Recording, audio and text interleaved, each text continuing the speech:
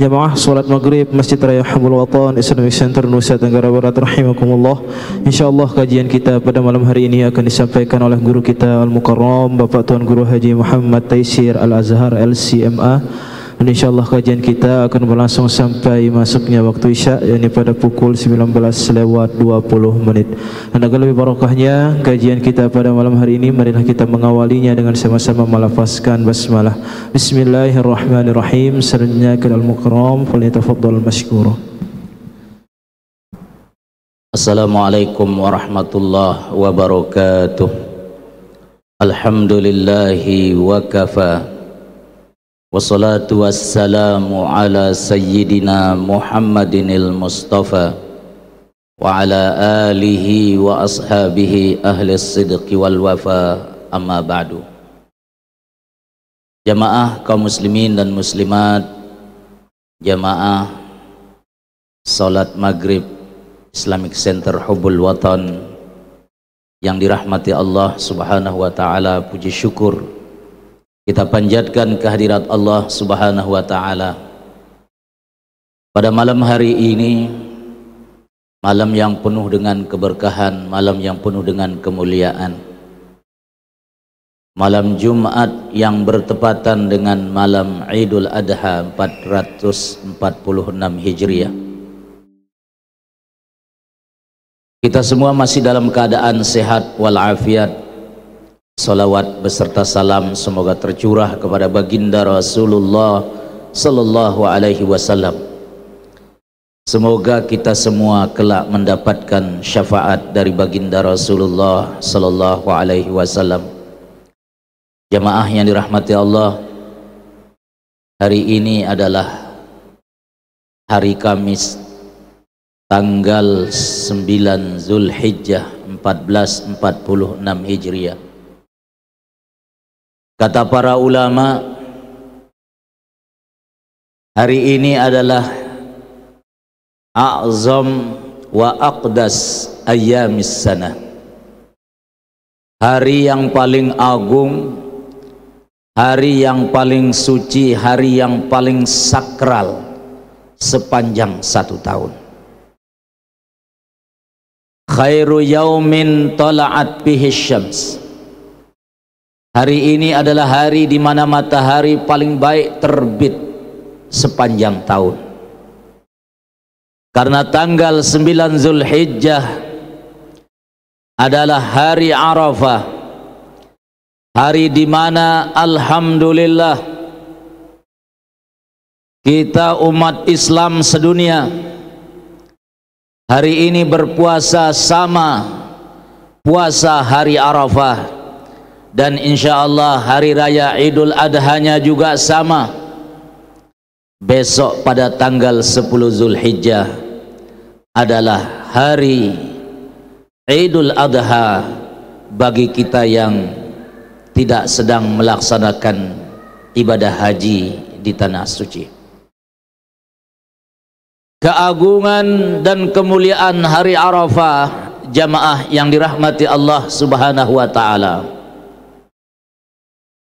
tergambar dalam satu firman Allah subhanahu wa ta'ala di surat Al-Buruj, ketika Allah menyebutkan wa syahidin wa mashhud. Sebagian ulama menafsirkan bahwa yang dimaksudkan dengan makna mashhud pada ayat ini adalah orang-orang yang sedang wukuf di padang Arafah. Wa syahidin wa mashhud. Syahid yang dimaksud di sini adalah Allah subhanahu wa ta'ala. Allah bersumpah dengan dirinya.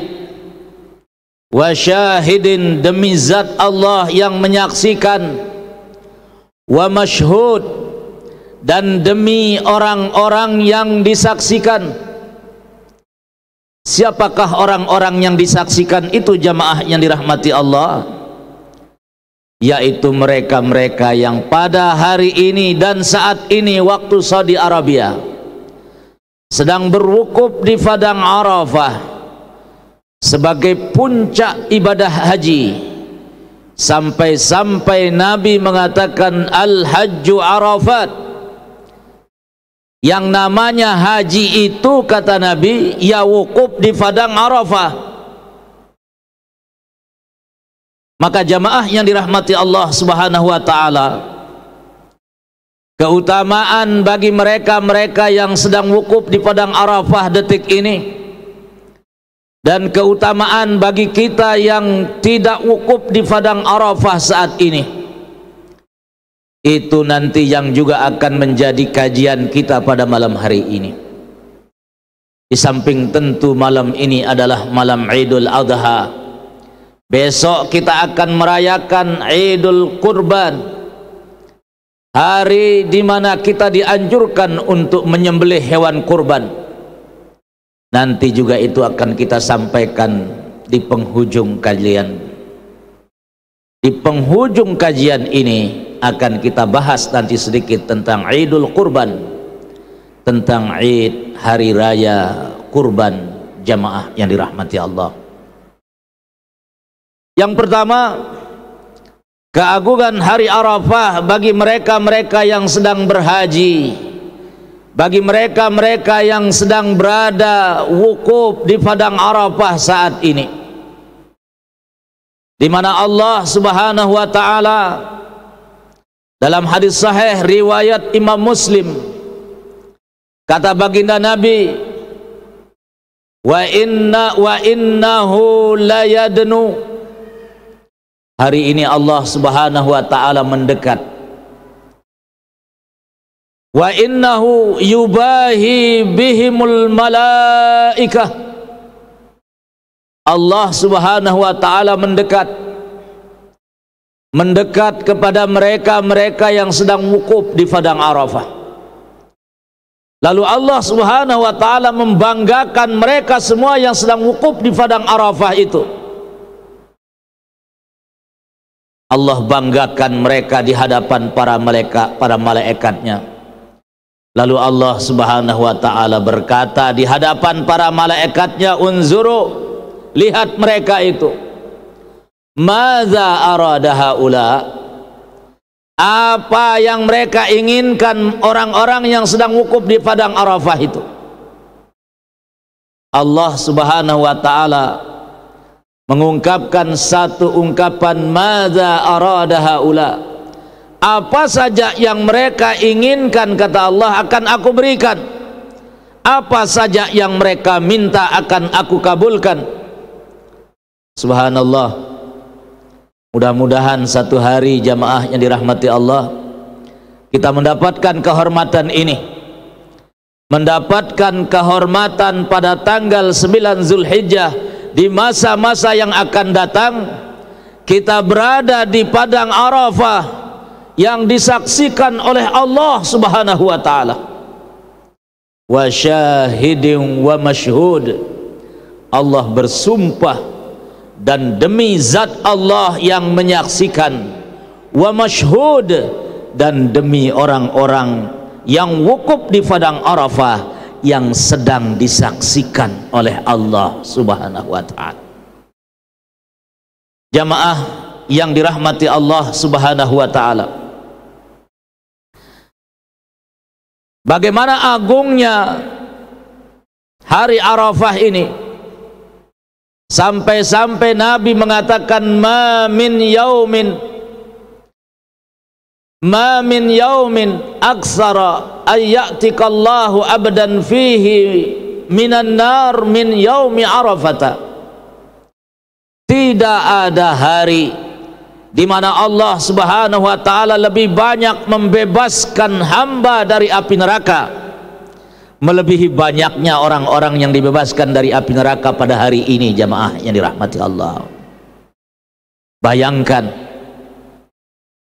andai kata jumlah yang wukuf di padang Arafah saat ini katakanlah minimal 2 juta orang, dan mereka semua yang hadir di sana berhaji semata-mata karena Allah, memenuhi panggilan Allah, maka katakanlah misalnya seluruh yang berada di Arafah saat ini Itulah orang-orang yang misalnya dibebaskan dari api nerakanya Allah pada hari ini.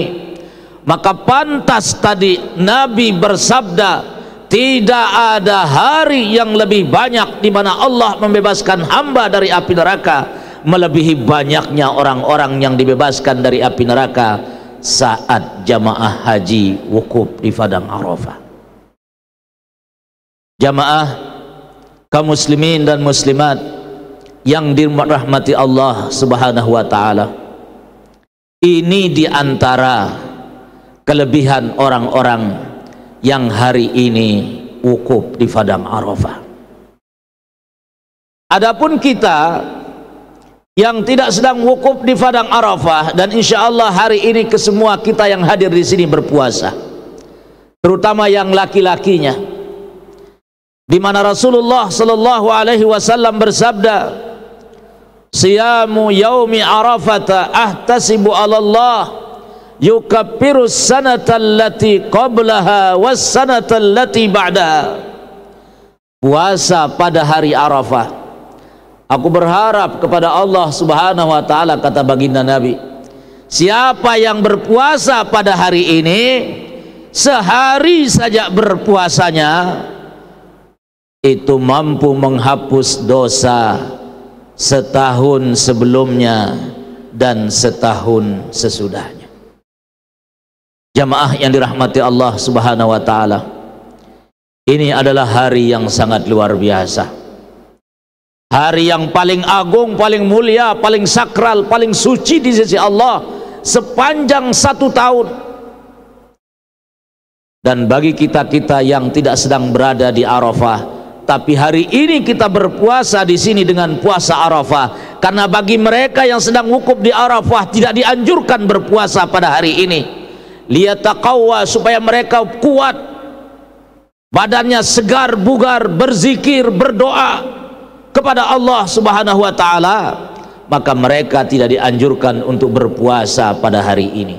Tapi kita yang tidak sedang wukuf di padang Arafah, siapa yang berpuasa pada hari ini mampu menghapus dosa setahun sebelumnya, setahun sesudahnya. Jamaah yang dirahmati Allah, Nabi mengatakan khairud du'a du'a yaumi arafata, sebaik-baik doa adalah doa yang dipanjatkan pada saat hari Arafah. Ini berlaku bagi yang sedang haji maupun yang tidak sedang berhaji. Siapa yang berdoa pada hari ini?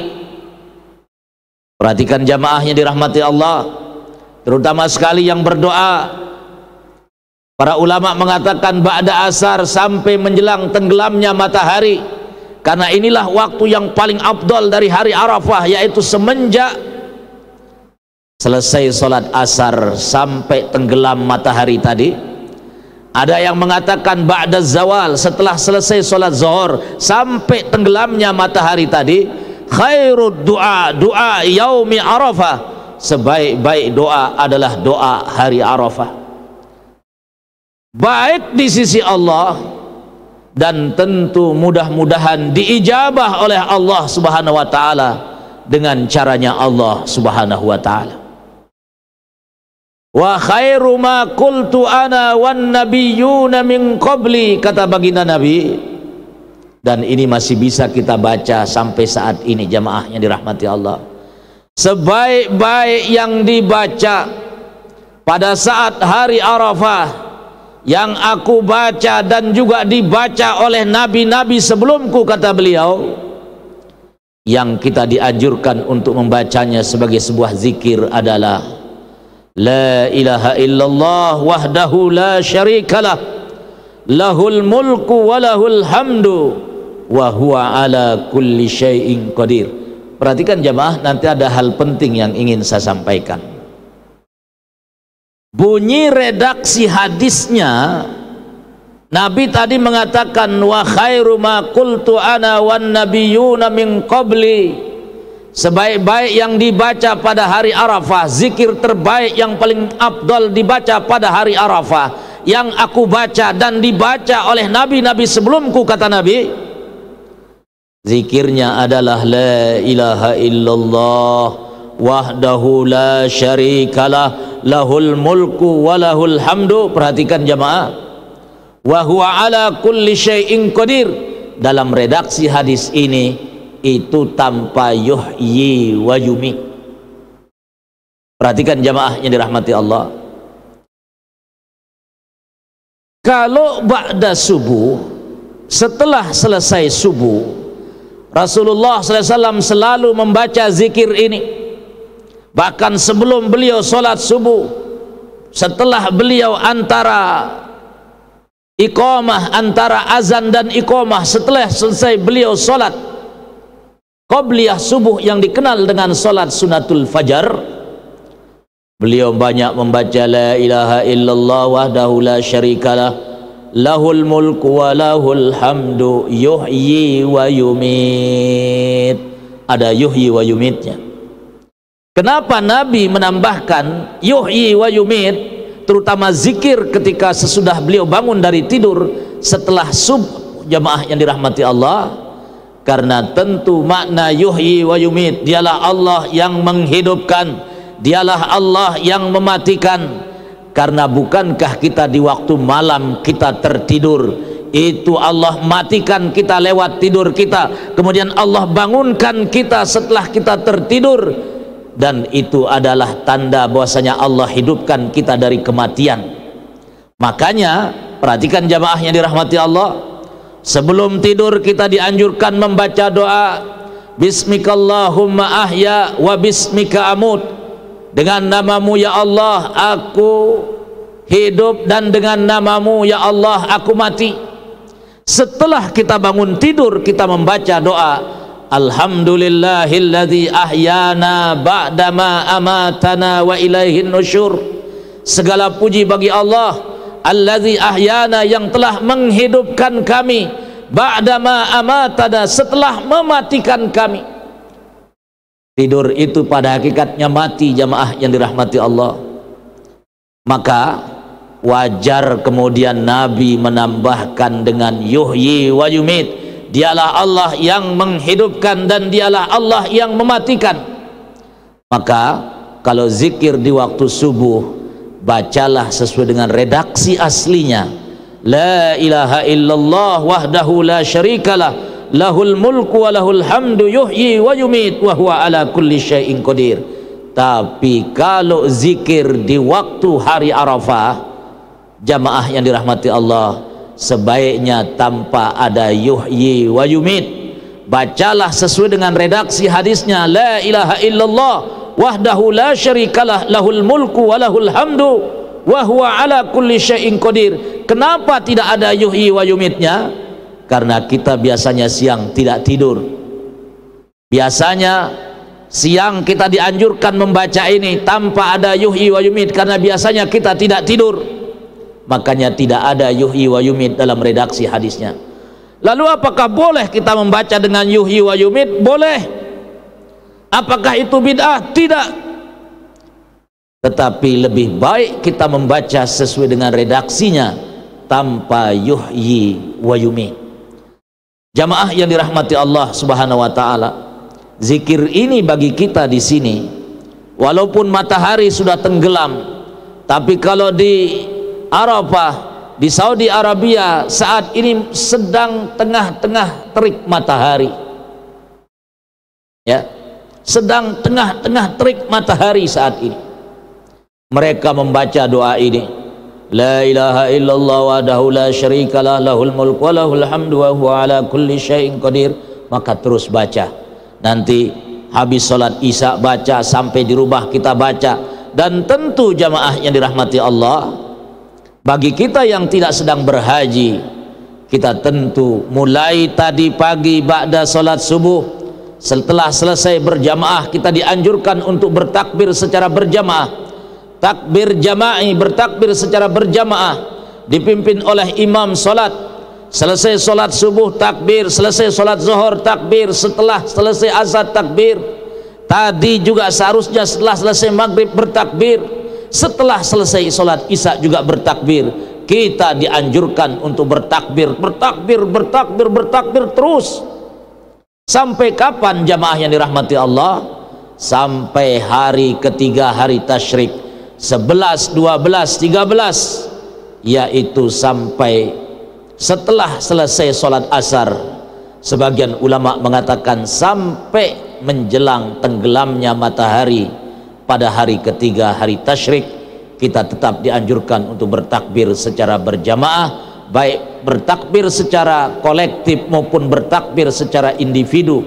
Di rumah kita bertakbir, bersama istri anak kita bertakbir. Kita hari-hari ini jamaah yang dirahmati Allah, kita libur panjang ya, Jumat, Sabtu, Ahad, Senin, itu masih hari tasyrik yang kedua.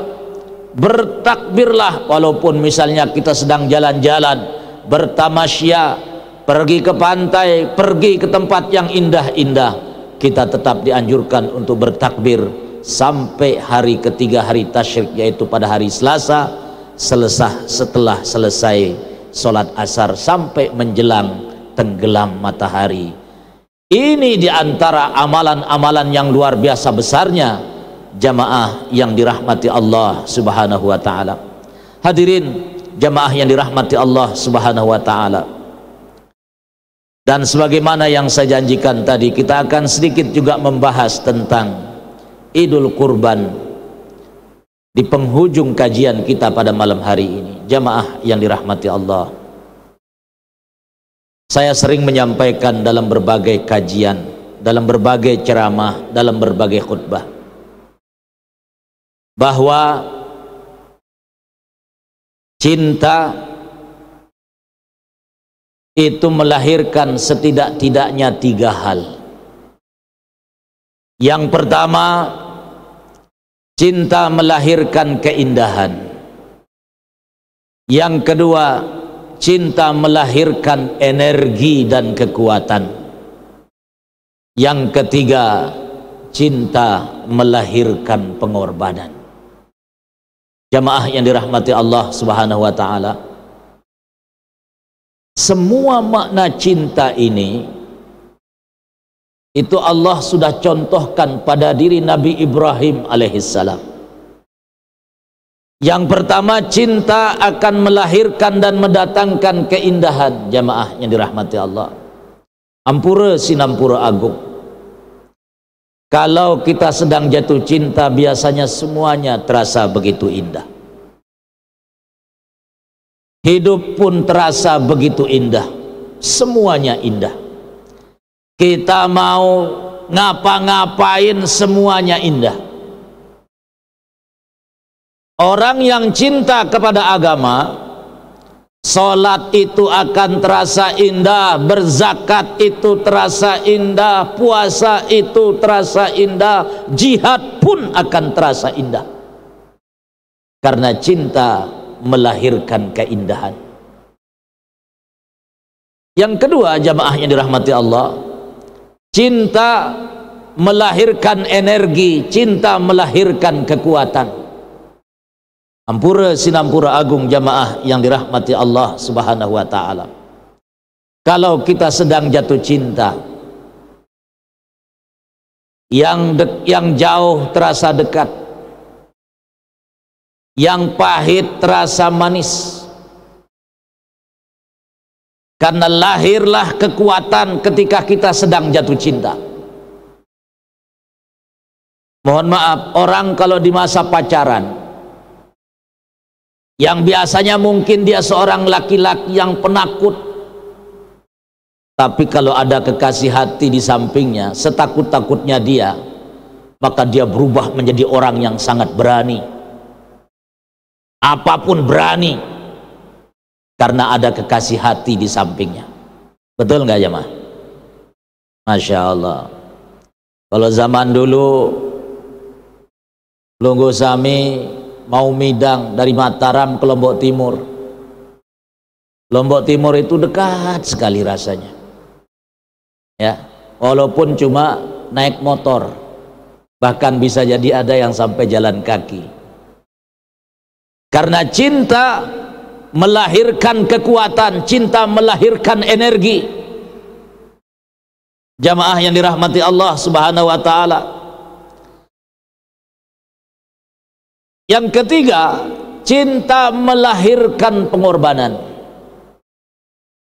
Saya sering menyampaikan satu ungkapan, there is no love without sacrifice. Tidak ada cinta tanpa pengorbanan, jamaah yang dirahmati Allah.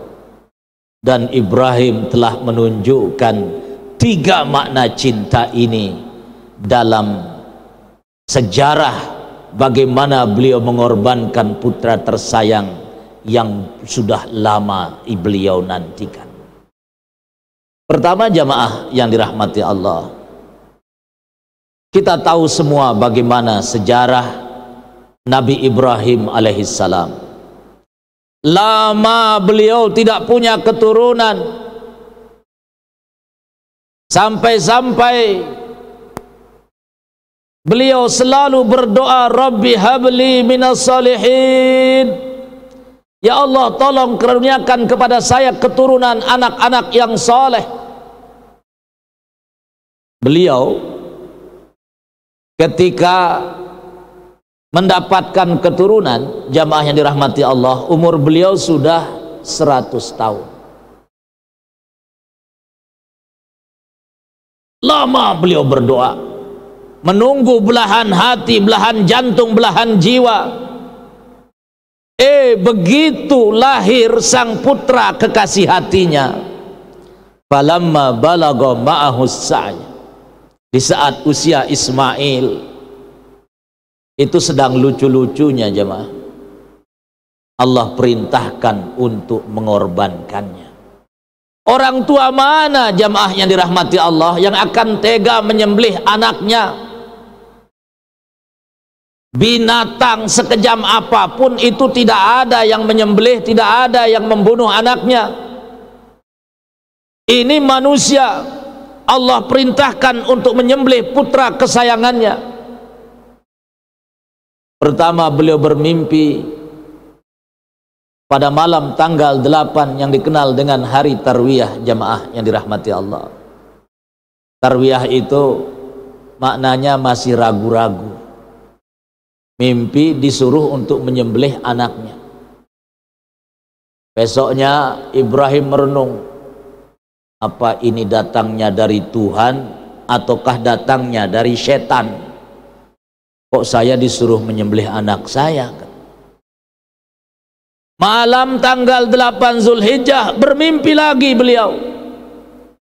Besoknya, loh, ini mimpi untuk yang kedua kali.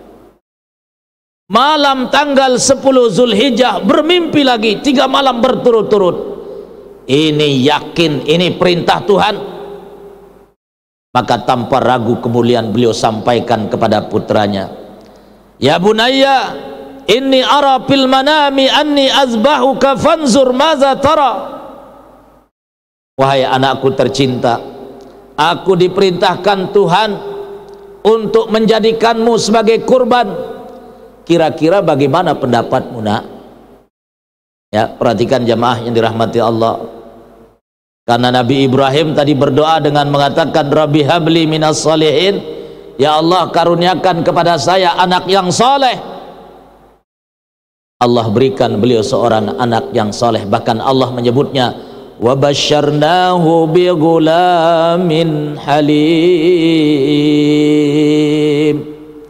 Kami berikan kabar gembira kepada Ibrahim akan lahirnya seorang anak laki-laki, seorang anak yang sangat bijaksana. Begitu ia bermimpi, ia sampaikan kepada anaknya, nak, saya diperintah Tuhan untuk menjadikan engkau sebagai korban. Bagaimana pendapatmu, nak? Sang anak yang soleh ini menjawab, ya abatif al ma tu'mar. Ayahanda, kalau ini perintah, laksanakan. Satajiduni insyaallahu minas sabirin. Insyaallah saya akan sabar menjalankan. Subhanallah, kalau ada anak zaman sekarang, orang tuanya mengatakan, nak, saya diperintah Tuhan untuk menyembelihmu, nak. Barangkali dia akan menjawab, kenapa enggak bapak aja yang duluan disembelih, katanya. Saya kan anak baru kemarin sore, pak. Saya ini masih bau kencur, belum banyak makan garam kehidupan, Bapak sudah banyak makan garam kehidupan, kenapa enggak bapak saja yang kita korbankan? Tapi sang anak yang soleh, yang Allah sebut dengan wabasyarnahu bigulamin halim ini, menjawab dengan jawaban yang luar biasa. Itulah cinta yang hakiki jamaah.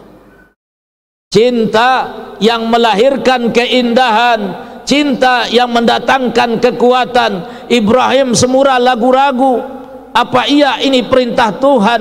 Tapi karena ia betul-betul cinta kepada Allah, keberanian dan kekuatan itu pun datang. Dan karena cinta memang membutuhkan pengorbanan, maka karena ia selalu mendengung-dengungkan dirinya adalah kekasih Allah, bahkan Allah sendiri yang menyebutnya sebagai Khalilullah, sebagai kekasih tercintanya Allah subhanahu wa ta'ala. Bersambung antara cinta Allah dan cinta sang hamba. Maka perhatikan jamaah yang dirahmati Allah, Al-Imam Asy-Syafi'i rahimahullahu ta'ala mengatakan apa? Iza sahha minkal wuddu fal kullu hayyinu. Apabila benar cinta terpatri dalam dirimu, maka tidak akan ada sesuatu yang akan memberatkan hatimu. Jikalau kita betul-betul cinta kepada Allah, jikalau kita betul-betul cinta kepada Islam, jamaah yang dirahmati Allah, semua perintah Allah itu akan terasa indah. Semua perintah Allah itu akan kita kuat sekuat-kuatnya, walaupun kita sakit, kita akan kerjakan. Karena memang cinta membutuhkan pengorbanan. Oleh karena itu jamaah yang dirahmati Allah subhanahu wa ta'ala, saya mengajak diri saya, mengajak kita semua, siapapun di antara kita yang Allah subhanahu wa ta'ala berikan kemampuan, maka berkorbanlah. Karena Rasulullah sallallahu alaihi wasallam mengatakan, perhatikan hadis ini jamaah yang dirahmati Allah, man kana lahu sa'atun walam yudahi fala yaqrubanna musallana. Man kana lahu sa'atun walam yudahi fala yaqrubanna musallana. Siapa yang Allah berikan kemampuan dan kita sendiri yang tahu apakah kita mampu ataukah tidak, kita sendiri yang tahu apakah Allah sudah banyak memberikan karunia kepada kita ataukah tidak.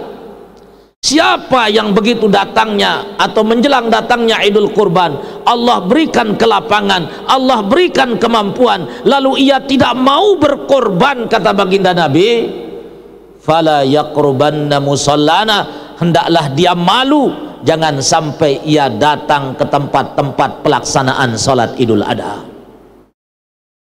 Masya Allah, ampura sinampura agung jamaah yang dirahmati Allah.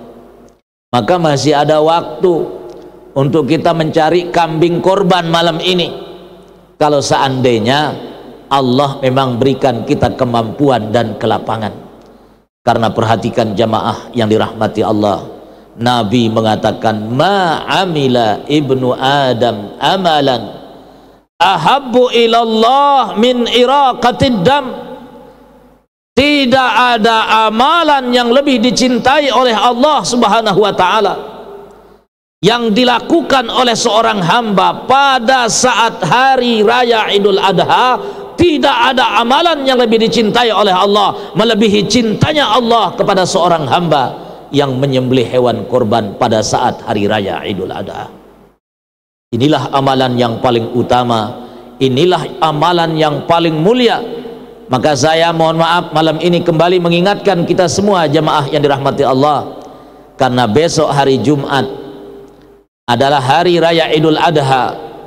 Terkadang ada masjid-masjid, panitia-panitia masjid itu karena alasan hari Jumat, Jumat itu waktunya mepet, Jumat itu waktunya sedikit, banyak yang menunda penyembelihan hewan kurban ke hari berikutnya.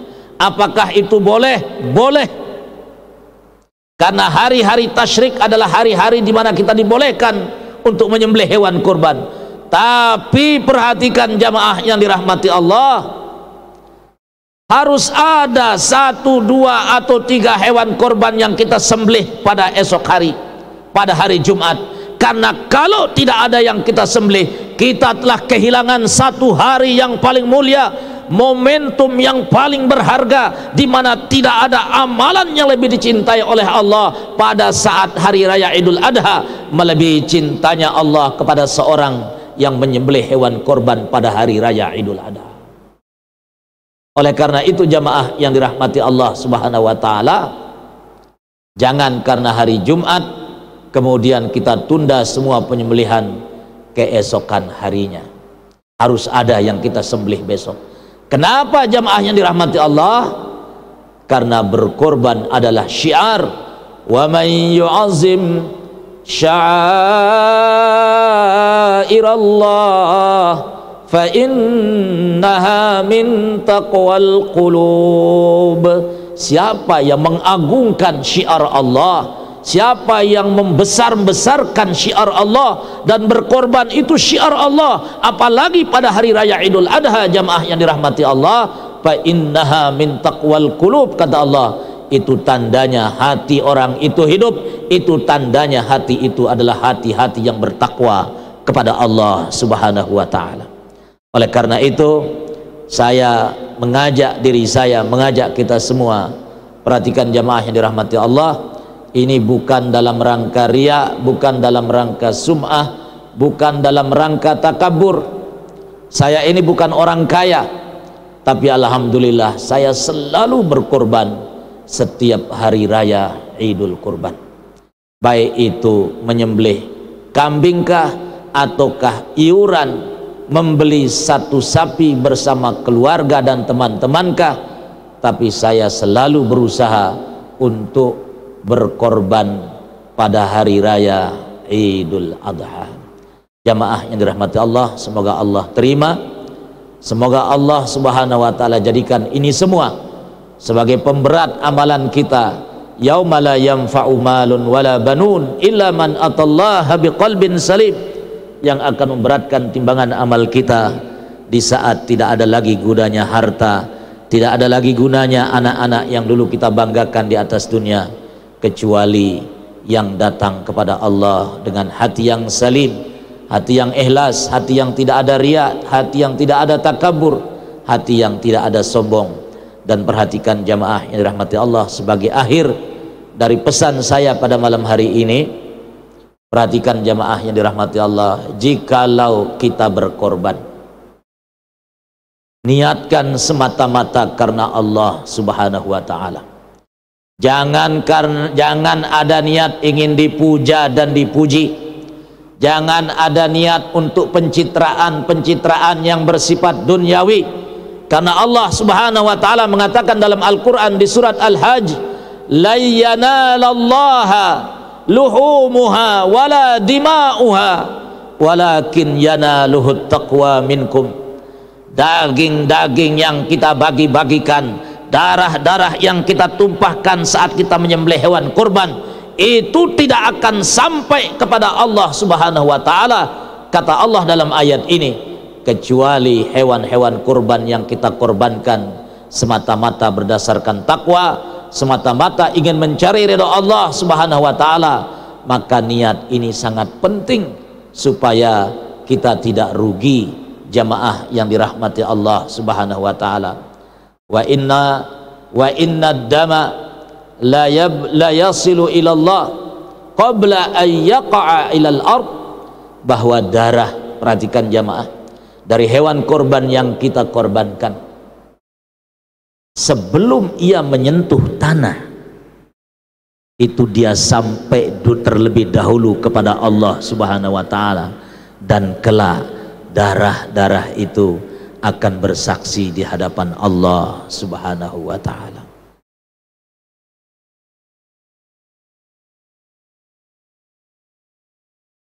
Ada pertanyaan? Masya Allah, tinggal 2 menit. Baik jamaah yang dirahmati Allah, ada pertanyaan sebelum azan isya? Saya persilahkan Pak Haji Ilham.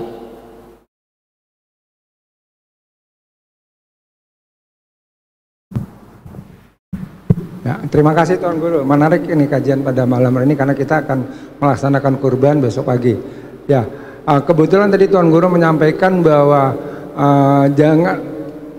jangan sampai tidak ada korban besok, jadi jangan semua hari Sabtu gitu. Nah, kebetulan masjid saya di Gomong itu memutuskannya motong hewan kurbannya hari Sabtu.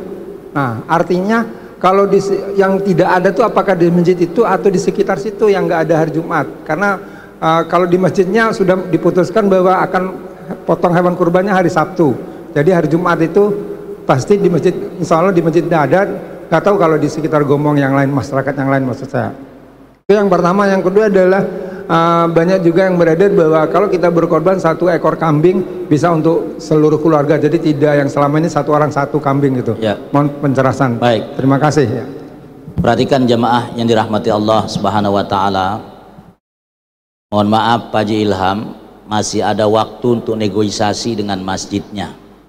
Kalau seandainya masih bisa dinego kepada pengurus-pengurusnya, kalau bisa harus ada yang disembelih di masjid itu besok, walaupun hanya 1-2, karena tadi hadisnya sangat jelas di mana Nabi mengatakan ma'amila ibnu Adam amalan ahabbu ilallah yauman nahri, tidak ada amalan yang lebih dicintai oleh Allah yang dilakukan oleh seorang hamba yauman nahri. Apa makna yauman nahri? Yaitu pada saat hari raya Idul Kurban. Ya, kalau kita tunda ke esoknya bukan yauman nahri namanya, tapi yaumat tasyrik namanya. Ya, maka kalau bisa coba dinego kepada masjidnya, ini dalam rangka syiar di masjid dan di daerah itu, maka kalau bisa adalah 1-2, entah itu kambing atau sapi yang disembelih. Kalau tidak bisa semuanya, jangan sampai tidak ada satupun yang disembelih di sekitar itu, ya.